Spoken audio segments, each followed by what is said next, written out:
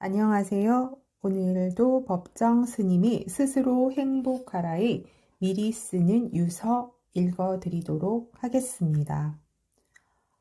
죽게 되면 말없이 죽을 것이지 무슨 구구한 이유가 따를 것인가. 스스로 목숨을 끊어 지레 죽는 사람이라면 의견서, 유서라도 첨부되어야 하겠지만 제명대로 살만치 살다가 가는 사람에겐 그 변명이 소용될 것 같지 않다.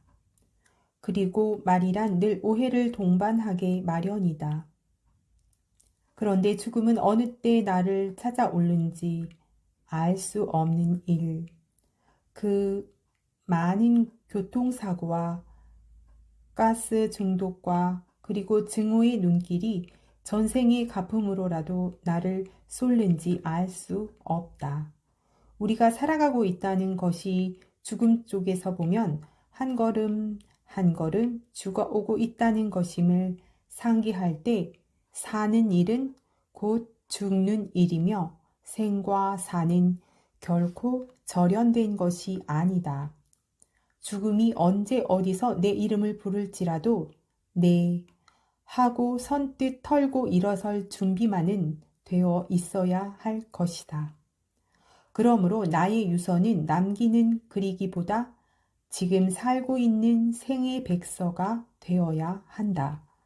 그리고 이 육신으로서는 일회적일 수밖에 없는 죽음을 당해서도 실제로는 유서 같은 걸 남길 만한 처지가 못 되기 때문에 편집자의 청탁에 산책하는 기분으로 따라 나선 것이다.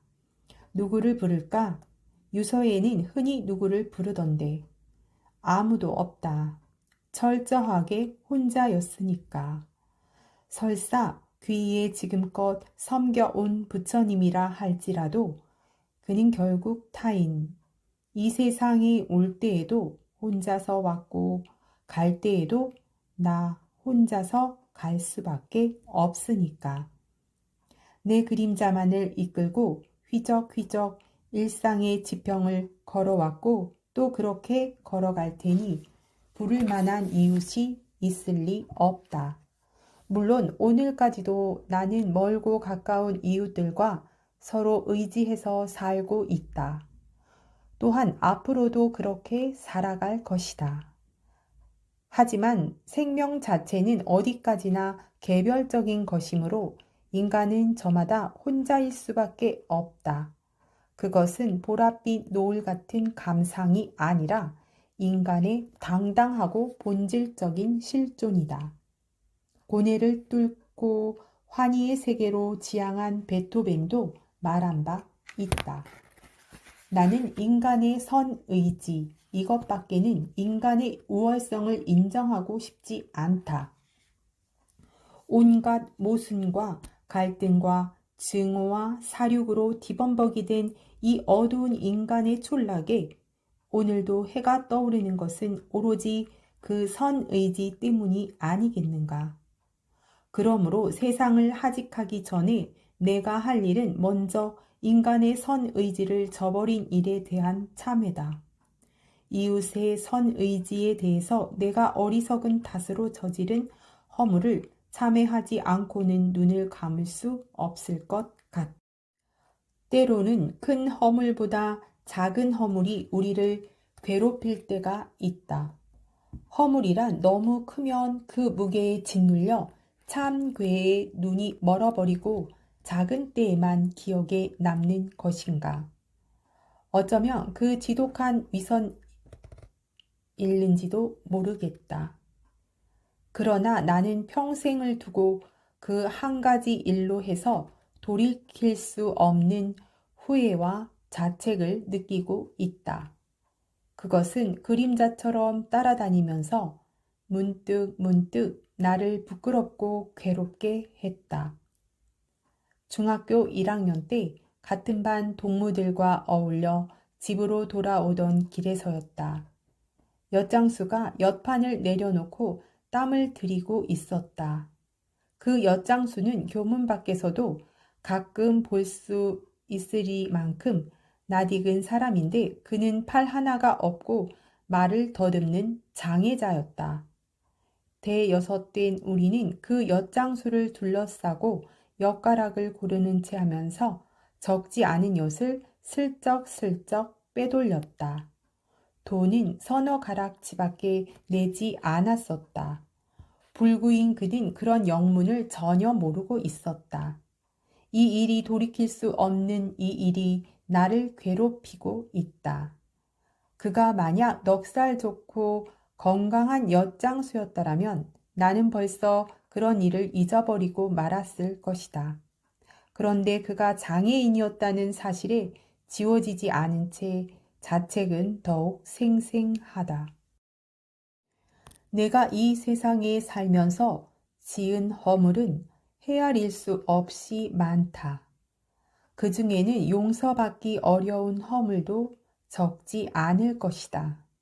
그런데 무슨 까닭인지 그때 저지른 그 허물이 줄곧 그림자처럼 나를 쫓고 있다. 이 다음 세상에서는 다시는 더 이런 후회스러운 일이 되풀이되지 않기를 진심으로 빌며 참회하지 않을 수 없다. 내가 살아생전에 받았던 배신이나 모함도 그때 한 인간의 순박한 선의지를 저버린 과보라 생각하면 능히 견딜 만한 것이다. 날카로운 면도날은 밟고 가기 어렵나니 현자가 이르기를 구원을 얻는 길 또한 이같이 어려우니라. 우파니샤드의 이 말씀을 충분히 이해할 것 같다. 내가 죽을 때에는 가진 것이 없으므로 무엇을 누구에게 전한다는 번거로운 일도 없을 것이다. 본래 무일물은 우리들 사문의 소유관념이니까. 그래도 혹시 평생에 즐겨 읽던 책이 내 머리맡에 몇 권 남는다면 아침 저녁으로 신문이요 하고 나를 찾아주는 그 꼬마에게 주고 싶다. 장례식이나 제사 같은 것은 아예 소용없는 일. 요즘은 중들이 세상 사람들보다 한술 더 거창한 장례를 치르고 있는데 그토록 번거롭고 부질없는 검은 의식이 만약 내 이름으로 행해진다면 나를 위로하기는커녕 몹시 화나게 할 것이다. 평소에 식탁처럼 간단 명료한 것을 즐기는 성미니까 내게 무덤이라도 있게 된다면 그 차가운 빗돌 대신 어느 여름날 아침부터 좋아하게 된 양귀비 꽃이나 해바라기를 심어달라 하겠지만 무덤도 없을 테니 그런 수고는 깨치지 않을 것이다. 생명의 기능이 나가버린 육신은 보기 흉하고 이웃에게 짐이 될 것이므로 조금도 지체할 것 없이 없애주었으면 고맙겠다. 그것은 내가 벗어버린 헌 옷이니까. 물론 옮기기 편리하고 이웃에게 방해되지 않는 곳이라면 아무 데서나 다비해도 무방하다. 사리 같은 걸 남겨 이웃을 귀찮게 하는 일을 나는 절대로 하고 싶지 않다.